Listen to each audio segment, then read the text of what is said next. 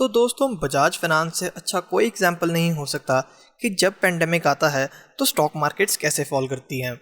अभी भी बजाज फाइनेंस का जो शेयर है वो ढंग से रिकवर नहीं कर पाया। तो अब हम स्टार्ट करते हैं इस कंपनी के एसेट अंडर मैनेजमेंट से।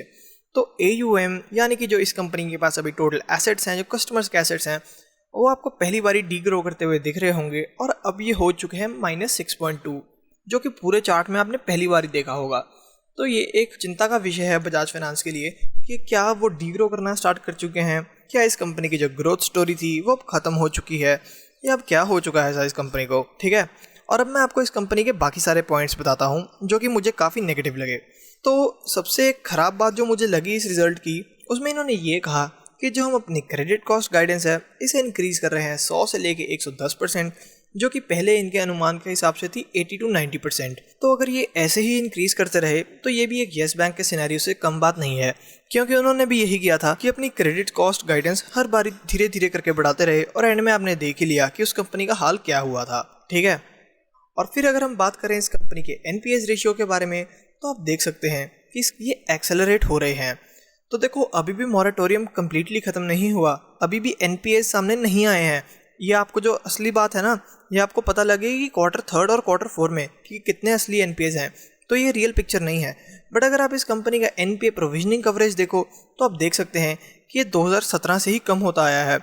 और तो और अगर काफ़ी सारे न्यू NPAs आ गए फिर तो ये NPA प्रोविजनिंग कवरेज रेशियो और कम हो जाएगा, यानी कि इस कंपनी में अब थोड़े से रिस्क देखने को मिल सकते हैं। और इस बार इस कंपनी ने ये कहा कि जो एग्जिस्टिंग कस्टमर्स हैं ना, उनके लिए अब ये फ्लेक्सी लोन लेके आ रहे हैं। तो मैं आपको फ्लेक्सी लोन का मतलब बताता हूँ कि जैसे अगर आपको बैंक से 50,000 का लोन चाहिए गाड़ी के लिए, तो आप क्या करोगे, उन्हें कहोगे कि आपको कार लोन चाहिए। ठीक है, आपको घर के लिए कहोगे तो आपको कोई और लोन लेना होगा।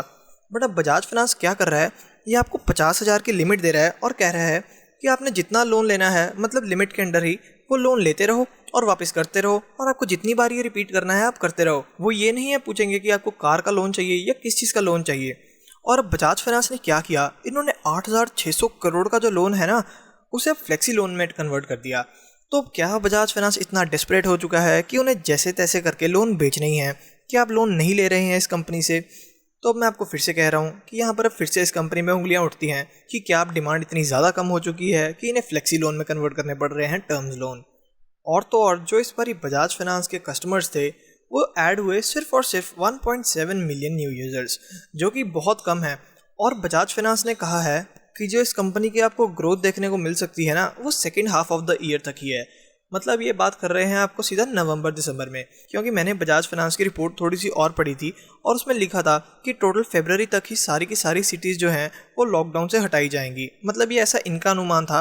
तो जो इन्होंने ये पॉइंट भी लिखा है, ये भी उन्होंने उसी अनुमान से लिखा है। ठीक है, तो ये आपको बात कर रहे हैं एकदम एंड के ईयर में, यानी कि उससे पहले इस कंपनी में काफ़ी सारे न्यू NPAs आ सकते हैं शायद, क्या ये कंपनी अब कंसोलिडेट कर रही है।